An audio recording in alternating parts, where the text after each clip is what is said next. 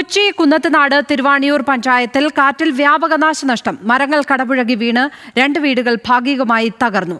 പള്ളിക്കര മനക്കടവ് റോഡിൽ വലിയ വാഗമരം കടപുഴകി വീണ് റോഡിൽ ഗതാഗതം തടസ്സപ്പെട്ടു. ആസിഫ് മുഹമ്മദ് ചേരുന്നു കൊച്ചിയിൽ നിന്ന്.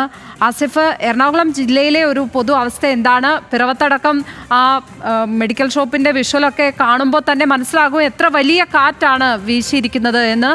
ഇന്നലെ മുതൽ തുടങ്ങിയ ഒരു കാറ്റും മഴയുമൊക്കെയാണ്. ഏത് തരത്തിലാണ് അവസ്ഥ ഇപ്പോൾ?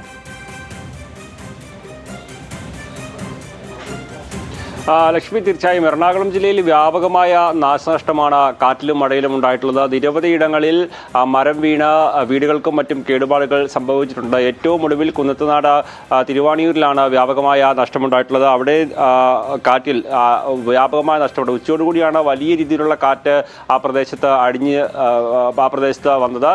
പലയിടങ്ങളിലും മരം വീണ് വീടുകളുടെ മുകളിലേക്ക് വീഴുന്ന സാഹചര്യം ഉണ്ടായി. 2 വീടുകൾക്കാണ് ഭാഗികമായി ഇപ്പോൾ നാശനഷ്ടം സംഭവിച്ചിട്ടുള്ളത്. പലയിടത്തും ഗതാഗതം തടസ്സപ്പെട്ടിട്ടുണ്ട്.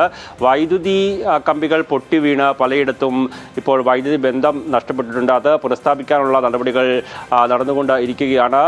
അതോടൊപ്പമാണ് അല്പം മുമ്പ് പള്ളിക്കര മനക്കടവ് റോഡിൽ വലിയ വാഗമരം കടപുഴകി വീണത്. മൂവാറ്റുപുഴ മെയിൻ റോഡിലേക്കാണ് ഈ മരം വീണത്. ആ മരവും ഇപ്പോൾ മുറിച്ചു മാറ്റിയിട്ടുണ്ട്. അല്പം മുമ്പ് കടവന്ത്രയിലും സമാനമായ രീതിയിൽ വലിയ മരം കടപുഴകി വീണിരുന്നു. ആ സമയത്ത് അവിടെ പാർക്ക് ചെയ്തിരുന്ന കാർ പൂർണ്ണമായും തകർന്നു. ആ സമയത്ത് കാറിൽ ആളുകൾ ഇല്ലായിരുന്നതിനാൽ വലിയ ഒരു അപകടം ഒഴിവായി എന്ന് പറയാം. കാരണം കാറ് പൂർണ്ണമായ രീതിയിൽ ആ മരത്തിൻ്റെ അടിയിൽപ്പെട്ട നാശം സംഭവിച്ച ഒരവസ്ഥയാണുള്ളത്. സമീപത്തുണ്ടായിരുന്ന ഓട്ടോറിക്ഷയ്ക്കും നാശനഷ്ടം സംഭവിച്ചിട്ടുണ്ട്. അങ്ങനെ വ്യാപകമായ നഷ്ടമാണ് എറണാകുളം ജില്ലയുടെ വിവിധ ഭാഗങ്ങളിൽ ഉണ്ടായിക്കൊണ്ടിരിക്കുന്നത്. കാരണം ശക്തമായ കാറ്റാണ് പലയിടത്തും അനുഭവപ്പെട്ടുകൊണ്ടിരിക്കുന്നത്. പ്രധാനപ്പെട്ട പാതകളുടെ സമീപത്തുള്ള മരങ്ങളാണ് പലയിടത്തും വീണത്. അതോടൊപ്പമാണ് അല്പം മുമ്പ് ശക്തമായ മഴയിൽ കാക്കനാട് NGO ക്വാർട്ടേഴ്സിൻ്റെ ഭാഗത്ത് രാവിലെ മുതൽ തന്നെ മഴയിൽ നഷ്ടം ഉണ്ടാകുന്നുണ്ട്. NGO ക്വാർട്ടേഴ്സിന് സമീപത്ത് നിരവധി മരങ്ങൾ വീഴുന്ന ഒരു സാഹചര്യം ഉണ്ടായി. അവിടെയും കാറിന് മുകളിലേക്കാണ് മരം വീണതെങ്കിൽ പോലും കാർ യാത്രക്കാർ അത്ഭുതകരമായി രക്ഷപ്പെടുന്നതിലേക്ക് കാര്യങ്ങൾ എത്തി.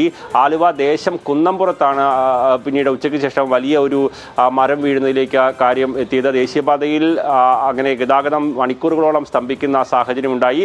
അവിടെ ഏകദേശം 4 കിലോമീറ്ററോളം ദൂരത്ത് വാഹനങ്ങൾ കെട്ടിക്കിടക്കുന്ന ഒരു സാഹചര്യം പോലും അവിടെ ഉണ്ടായിരുന്നു. എന്തായാലും വ്യാപകമായ നാശനഷ്ടമാണ് ജില്ലയിൽ ഇപ്പോൾ റിപ്പോർട്ട് ചെയ്യപ്പെട്ടിരിക്കുന്നത്. 6 ദിവസമായി ജില്ലയുടെ പല ഭാഗങ്ങളിലായി മരം വീണ നിരവധി വീടുകൾക്ക് കേടുപാടുകൾ സംഭവിച്ചിട്ടുണ്ട്. പക്ഷേ ഇന്നാണ് കൂടുതൽ സ്ഥലങ്ങളിൽ വലിയ നാശനഷ്ടങ്ങൾ റിപ്പോർട്ട് ചെയ്തത് എന്നുള്ളതാണ് ഏറ്റവും പ്രധാനപ്പെട്ടത്. അതോടൊപ്പം തന്നെ നദികളിലെ നീരൊഴുക്ക് വർദ്ധിക്കുന്നുണ്ട്. പെരിയാറിൽ നീരൊഴുക്ക് പലയിടത്തും ഇപ്പോഴും ഉയർന്നുകൊണ്ടിരിക്കുന്ന സാഹചര്യമാണ്. പോത്താൻകുട്ടി ഡാമിൻ്റെ 15 ഷട്ടറുകളും ഏതായാലും ഇപ്പോൾ ഉയർത്തിയ സാഹചര്യമുണ്ട്. മഴ മലയോര മേഖലകളിൽ ശക്തമായി പെയ്തതാണ് പെരിയാറിലേക്കുള്ള നീരൊഴുക്കടക്കം വർദ്ധിക്കാനുള്ള കാരണം. മൂവാറ്റുപുഴയാറിലും സമാനമായ രീതിയിൽ നീരൊഴുക്ക് വർദ്ധിക്കുന്ന സാഹചര്യമാണുള്ളത്. എന്തായാലും ഭയപ്പെടേണ്ട സാഹചര്യമില്ല. ജാഗ്രത പുലർത്താനുള്ള ഒരു നിർദ്ദേശമാണ് ജില്ലാ ഭരണകൂടം നൽകിയിട്ടുള്ളത്. 360 ദുരിതാശ്വാസ ക്യാമ്പുകൾ ഏത് സമയം വേണമെങ്കിലും തുറക്കാൻ സജ്ജമാണ് എന്നുള്ള കാര്യവും ജില്ലാ ഭരണകൂടം അറിയിച്ചിട്ടുണ്ട്. അതോടൊപ്പം കടൽ മേഖലയിൽ കടൽക്ഷോഭം ഇന്നും പലയിടങ്ങളിലും വലിയ രീതിയിലുള്ള ദുരിതം വിധിച്ചിട്ടുണ്ട്. ലക്ഷ്മി, ആസിഫ് മുഹമ്മദാണ് കൊച്ചിയിൽ നിന്ന് വിവരങ്ങൾ പങ്കുവച്ചത്.